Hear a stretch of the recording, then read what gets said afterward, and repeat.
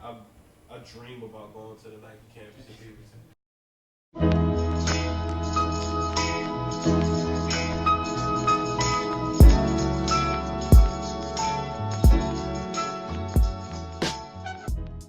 What's the difference now from when you first started, you know, with sneakers and clothes, compared to now? What you think? What's like some of the biggest differences? Differences, I definitely say is probably like fashion. Like fashion has changed around the same shoes. Like we retroing shoes that came out in the '90s, and people are wearing completely different clothing with it, which is cool. Sneakerheads versus hype beast. I think they're one and the same. Nowadays, it's hard to draw the line. I feel like just because I'm into sneakers, but I wouldn't call myself a sneakerhead. You know what I'm saying? Because I'm not going out there to get a shoe on release day. But a sneakerhead might, and to me that may be hype. You know what I mean? Like regardless of the realm, if there's a hype around it and you want it, like you know what I'm saying, you can fall in that category of being a hype beast. But don't get me wrong, in that collection of people that's either sneakerhead or hype beast, there are all people who really, really want the shoe for real reasons. That's the thing with hype beasts and sneakerheads. It don't really matter. Like in a platform where social media is so big and all the shoes tend to like gather such a media storm, like you can call anybody whatever they want. Like who they really are is completely lost in the shuffle.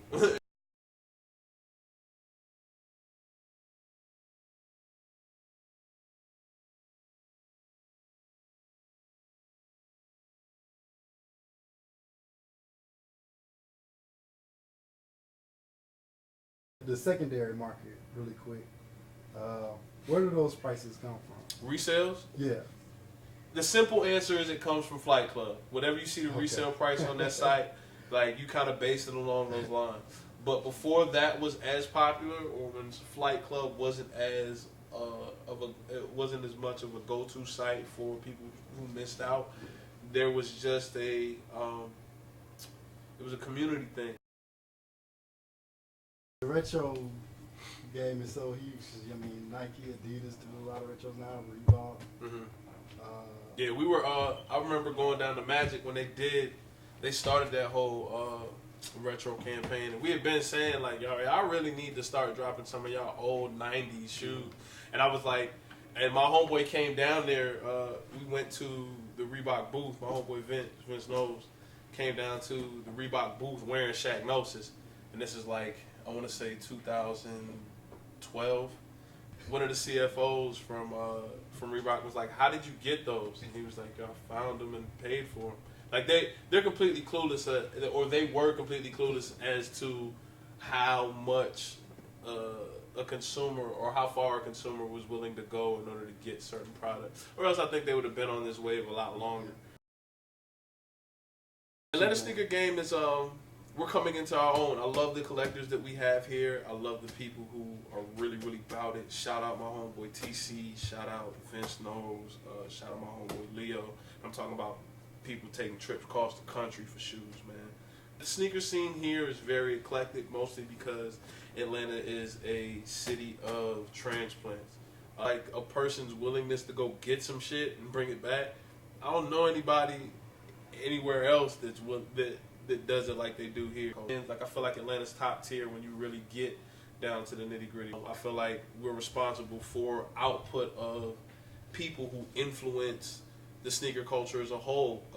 Senor Chaos used to work for Nike. He's now working in Oregon at the Nike headquarters in Beaverton.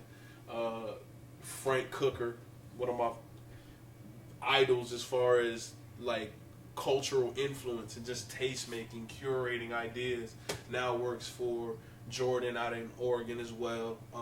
So we have a lot of playmakers that come from Atlanta. I think that's more so what counts than opposed to the everyday common man, like who may come in here and buy $1,000 pair of sneakers or some shit like that. Because one of the main reasons I feel like Atlanta's at the forefront, because people here just care more.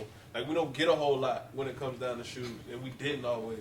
So when we did, we we held on to it. We made sure people understood why. You know what I mean? It meant a lot for us to be viewed as authentic in the city around here, especially when people came from out of town. So I say we at the top, man. Fuck everybody else. Sneakers are low key they're like trophies almost to a certain extent. They're a status. They're an immediate status measure.